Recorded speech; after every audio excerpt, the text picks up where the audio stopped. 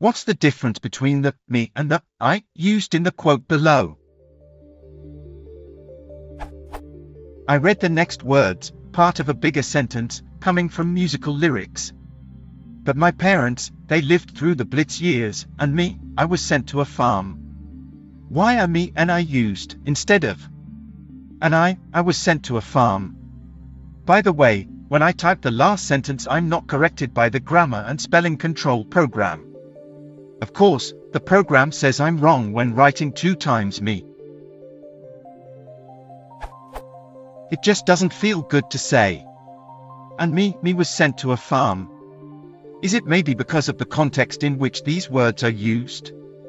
Or is there maybe some rule which says you have to use me and I in the way I described? I find it kind of strange because in Dutch we have also me, mij, and I, ik, but used differently. We don't say the quote above with me and I, but 2 times ik. We do say, though, give it to me. For example, geef het een mij.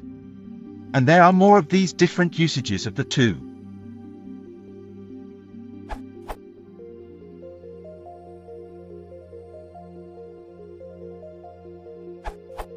But my parents, they lived through the Blitz years, and me, I was sent to a farm.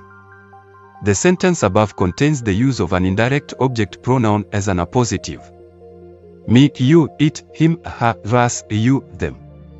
Apposition is very common in English, and it is used to emphasize the next word.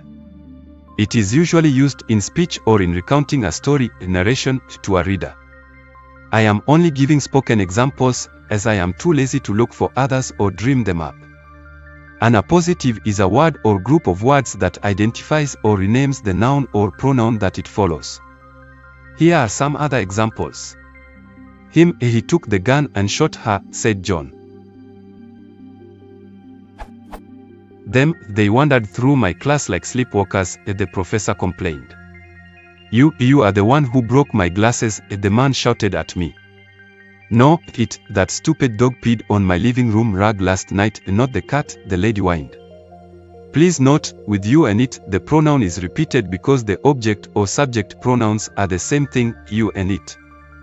There is also a deictic function going on here, but that's not a grammatical feature. It's more stylistics.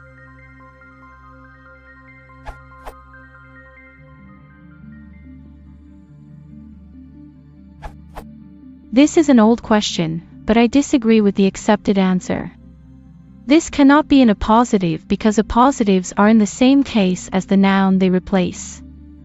So, an appositive would be, I, the Z, will go home. It would not be, me, the Z, will go home. What is actually going on in this sentence is the omission of some words, possibly, as for, but many things could work here.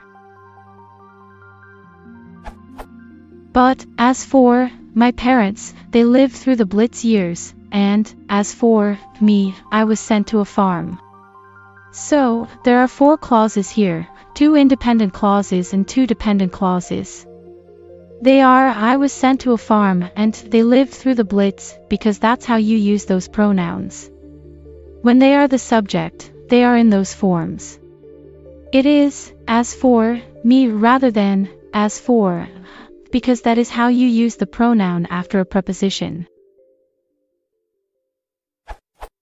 Another reason you know this is not an appositive but a dependent clause is that, in the appositive, either there are no commas or the second noun or phrase is surrounded by commas. An appositive is a word or group of words that identifies or renames the noun or pronoun that it follows. It is set off by commas unless closely tied to the word that it identifies or renames. Daily grammar. In the original text, however, we neither see an absence of commas nor the second noun/phrase being surrounded by commas. We see what we would expect in dependent clauses, a comma separating the dependent clause from the independent one. Sometimes, the first clause is made into a question as well. For example, Q. What happened to John? A. To him. He was sent to a farm. Could even be A. You are asking about him. he was sent to a farm. Your example from Dutch is probably some form of an appositive because the I stays in the same case. However, English does not seem to have common practice of using an appositive only to repeat the same word, in the same case.